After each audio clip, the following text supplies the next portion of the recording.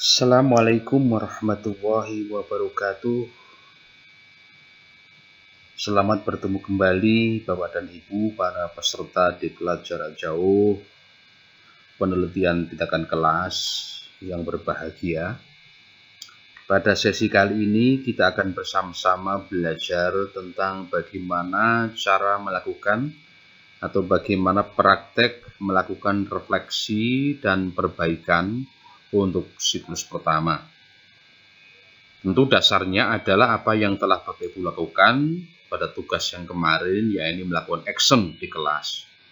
Dari action itu Bapak Ibu telah mendapatkan data yang nanti pada langkah berikutnya adalah kita lakukan analisis, kemudian refleksi, dan lalu perbaikan.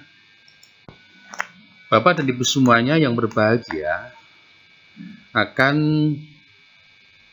sekilas saya ulang kembali, saya review ulang pada materi yang sebelum ini, yakni bahwa penelitian tindakan kelas dilakukan dengan 4 langkah, yakni plan, action, observe, dan reflection.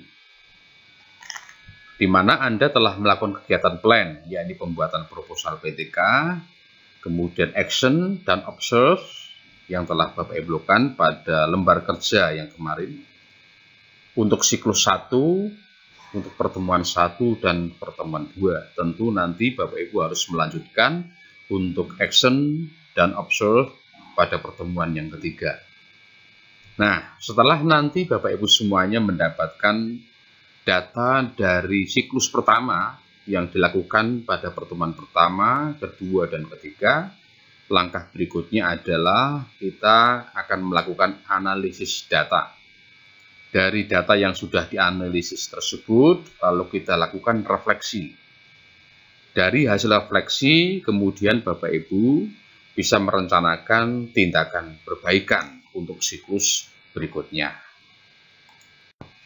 Bapak dan Ibu peserta diklat jarak jauh penelitian tindakan kelas yang berbahagia, untuk memberikan gambaran yang lebih jelas, coba kita lihat pada slide ini bahwa pada siklus 1 Bapak Ibu yang harus diamati adalah tentang aktivitas guru, yang kedua adalah tentang aktivitas siswa. Nah, dari aktivitas guru itu dilakukan pertemuan 1, pertemuan 2, pertemuan 3. Demikian juga untuk aktivitas siswa, pertemuan 1, pertemuan 2, dan pertemuan 3. Lalu dari pertemuan 1 dilakukan observasi oleh 3 observer, observer 1, 2, dan 3. Demikian juga pada pertemuan 2 diobservasi oleh 3 observer. Kemudian pertemuan 3 adalah 3 observer. Tentu observer 1, 2, dan 3 ini dari pertemuan pertama, kedua, dan ketiga adalah sama orangnya. Jangan atau hindari untuk berganti observer. Jadi observer 1, 2, dan 3 adalah dari pertemuan 1, 2, 3 harus sama. Demikian juga untuk aktivitas siswa yang melakukan observasi adalah observer 1, 2, dan 3 pada pertemuan 1, 2, dan 3 dengan observer yang sama. Bapak dan Ibu semuanya, dari hasil observasi dari observer 1, 2, dan 3 pada pertemuan 1, pertemuan 2, dan pertemuan 3 pada siklus 1, kita akan mendapatkan data tentang aktivitas guru di siklus 1. Dari data yang diperoleh itu, kemudian kita nanti akan belajar bagaimana cara menganalisisnya. Dari hasil analisis data, lalu kita akan lakukan kegiatan refleksi dan perbaikan. Demikian juga untuk aktivitas siswa, dari observer 1, 2, 3, pertemuan 1, 2, dan 3 akan didapatkan data aktivitas siswa. Kemudian dari data aktivitas siswa akan kita lakukan analisis. Kemudian dari hasil analisis itu akan kita lakukan refleksi dan perbaikan. Itulah kira-kira gambaran globalnya, gambaran sekilas dan gambaran secara garis besar dari kegiatan dari mulai perolehan data dari siklus 1 dari aktivitas guru dan siswa sampai pada bagaimana kita melakukan analisis, dan bagaimana nanti kemudian kita melakukan refleksi dan perbaikan. Bapak dan Ibu semuanya, untuk itu agar Bapak Ibu jelas, kita di sini akan memberikan contoh bagaimana cara melakukan analisis data pelaksanaan pembelajaran dengan menggunakan mastery learning, seperti bagaimana judul yang telah kita contohkan pada sesi-sesi sebelum ini. Bapak dan Ibu semuanya, para peserta di pelajaran jauh yang berbahagia, pada tayangan berikut ini kita akan sampaikan contoh lembar observasi kegiatan guru di dalam menerapkan model mastery learning yang sesungguhnya tayangan ini telah kita sampaikan pada sesi sebelum ini. Tapi dalam hal ini kita akan tampilkan kembali di dalam rangka untuk belajar bagaimana cara menganalisis data yang telah diperoleh. Baik Bapak dan Ibunya, lembar observasi ini telah diisi oleh 3 observer, yakni observer 1, observer 2, dan observer 3. Dengan pelaksanaan pembelajaran selama 3 kali pertemuan. Nah, kalau Bapak Ibu lihat dari hasil observasi observer 1, 2, dan 3, nanti kita akan lihat di situ observer 1, observer 2, dan observer 3 telah memberikan scoring pada masing-masing poin kegiatan yang dilakukan oleh guru, di mana scoringnya adalah 1 sampai dengan 3. Memberikan skor 1 apabila kurang, skor 2 bila baik, skor 3 bila sangat baik. Dan tidak kalau tidak dilaksanakan, poin kegiatan itu diberikan skor 0. Dengan demikian Bapak Ibu, ketika kita melihat data hasil observasi dari observer 1, 2, dan 3, dengan melihat skornya kita akan bisa melakukan analisis bahwa bagaimana setiap langkah kegiatan pembelajaran yang dilakukan oleh guru. Kalau andai kata observer memberikan skor 2, berarti langkah pembelajaran itu dilakukan dengan kategori baik. Kalau 3, berarti sangat baik. Kalau skor 1, berarti kurang. Dan apabila observer memberikan skor 0, berarti langkah pembelajaran tersebut tidak dilakukan oleh guru. Nah, dari situ nanti kita akan bisa melakukan analisis bagaimanakah kondisi atau bagaimanakah kualitas pembelajaran yang dilakukan oleh guru tersebut di dalam menerapkan pembelajaran model tertentu. Dalam hal ini adalah diberikan contoh model mastery learning. Bapak dan Ibu semuanya, pada berikut ini bagaimana cara melakukan analisis sebenarnya adalah di dalam penelitian tindakan kelas itu sangat sederhana dan sangat mudah. Yakni caranya adalah cermati bagaimana skor yang diberikan oleh 3 observer secara umum dari proses pembelajaran yang berlangsung. Lalu cermati apa kelemahan dan kelebihan proses tersebut dengan melihat skor setiap langkah pembelajaran. Bapak dan Ibu semuanya, para peserta di kelas jarak jauh yang berbahagia,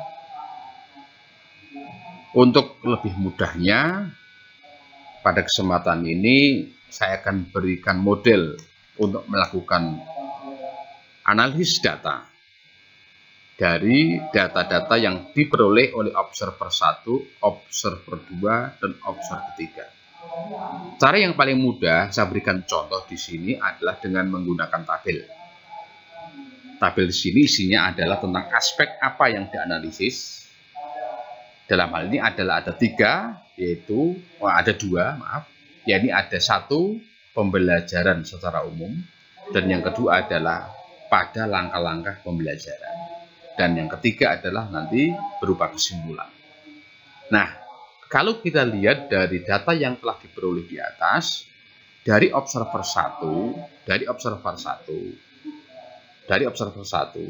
pembelajaran secara umum dihasilkan bahwa menurut hasil pengamatannya menunjukkan bahwa pembelajaran secara umum sudah berlangsung dengan baik. Hal ini bisa dilihat dari skor yang diberikan pada setiap langkah rata-rata 2 atau baik. Demikian juga untuk observer 2, untuk pembelajaran secara umum, hasil pengamatan menunjukkan juga rata-rata memberikan skor 2, artinya baik. Demikian juga observer 3 menunjukkan bahwa menurut hasil pengamatannya diberikan skor rata-rata 2 atau baik. Dengan demikian Bapak Ibu, pembelajaran secara umum dari observer 1, observer 2, observer 3 memberikan penilaian dengan kategori baik.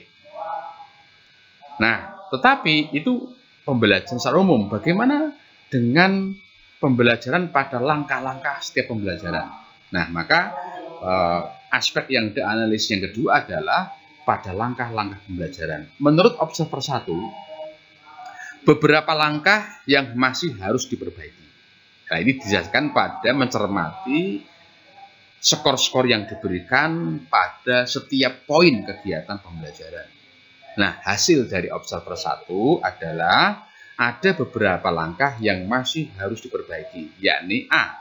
Langkah nomor 2, penggunaan media belum dilakukan.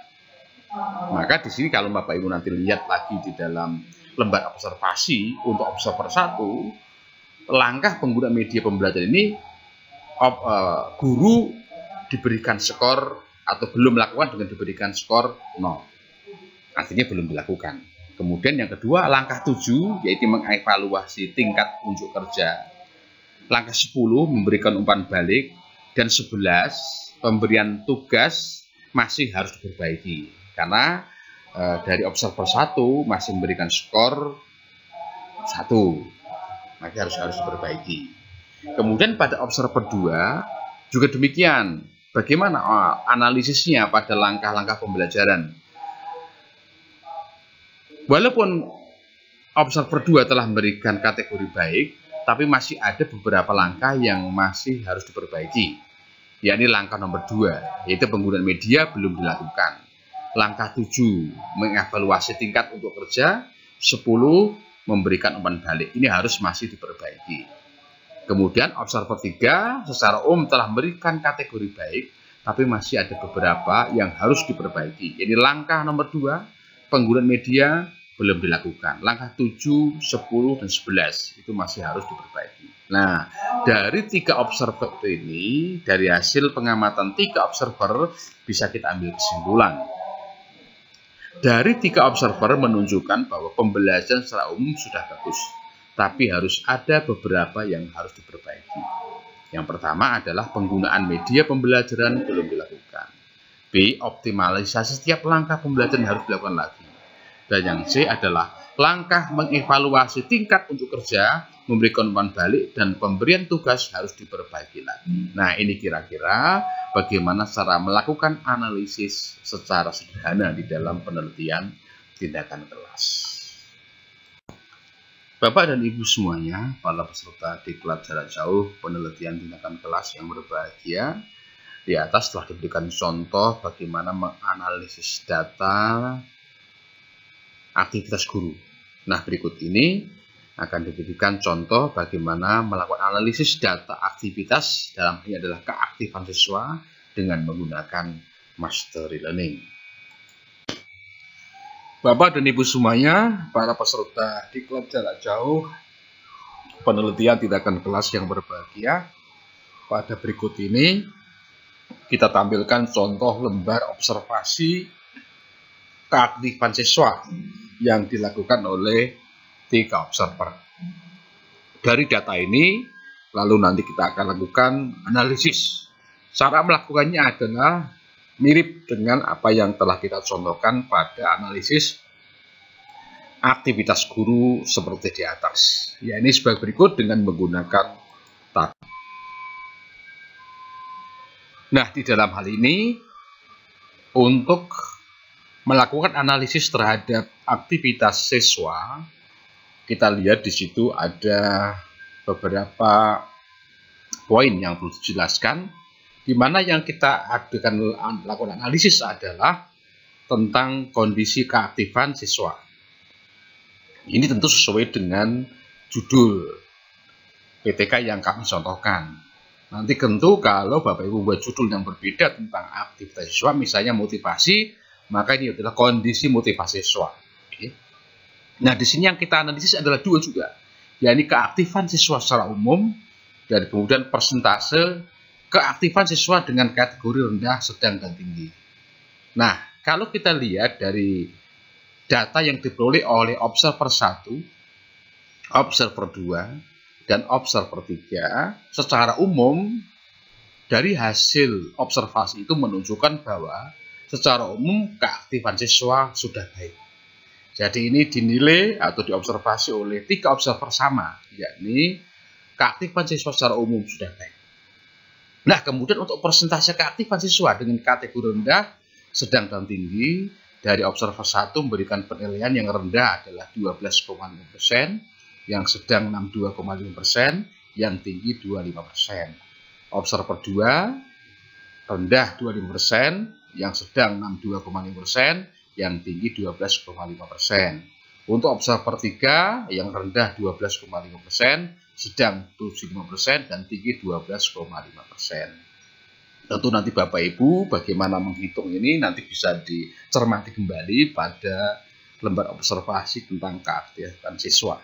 Nah, dari observer 1, observer 2, observer 3, di hasil pengamatannya, kalau kita simpulkan adalah bahwa berdasarkan 3 observer menunjukkan bahwa secara umum keaktifan siswa selama mengikuti pembelajaran sudah baik. Hal ini ditunjukkan persentase rata-rata dari 3 observer adalah sebagai berikut. Yang rendah 16,6%, yang sedang 66,6%, yang tinggi 16,67%. Ini adalah hasil rata-rata dari persentase yang diberikan oleh observer 1, observer 2, dan observer 3. Bapak dan Ibu semuanya, para peserta diklat jarak jauh yang berbahagia, dari hasil analisis dari keaktifan siswa yang tersebut di atas, untuk lebih mempermudah kita membahasnya, kita bisa masukkan dalam tabel indikator kinerja atau indikator keberhasilan seperti berikut ini. Coba Bapak lihat di sini ada nomor 1, 2, 3, kategori keaktifannya ada tinggi, sedang, rendah, kemudian ada kondisi awal, siklus 1, dan siklus 2. Nah, untuk kategori keaktifan misalnya, kita berikan contoh bahwa kondisi awal adalah hanya 5%. Jadi yang siswa yang mempunyai tingkat kategori keaktifan tinggi itu hanya 5%. Yang sedang 20%, yang rendah itu 75%. Ini adalah kondisi awal. Jadi kondisi sebelum dilakukan tindakan dengan menggunakan master learning. Nah, setelah dilakukan tindakan pada siklus 1, berdasarkan hasil pengamatan observer 1, 2, dan 3 diperoleh bahwa siswa yang mempunyai kategori keaktifan tinggi 16,67%, yang sedang 66,6%, yang rendah 16,67%. Nah, kalau dilihat dari tabel tersebut menunjukkan bahwa keaktifan siswa dari kondisi awal ke siklus 1 mengalami peningkatan. Jadi misalnya siswa yang punya keaktifan tinggi itu 5% pada kondisi awal, pada siklus 1 telah meningkat menjadi 16,67%. Nah, ini artinya tindakan yang dilakukan yakni dengan menggunakan model pembelajaran master learning dapat meningkatkan keaktifan siswa. Kalau demikian, apakah PTK sudah berhenti di siklus 1?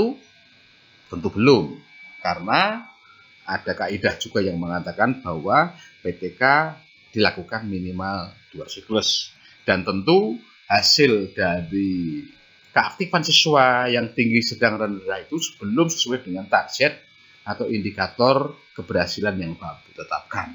Maka nanti setelah siklus 1 harus dilakukan perbaikan menuju pada siklus 2. Demikianlah Bapak Ibu bagaimana cara melakukan analisis data secara sederhana di dalam penelitian tindakan kelas.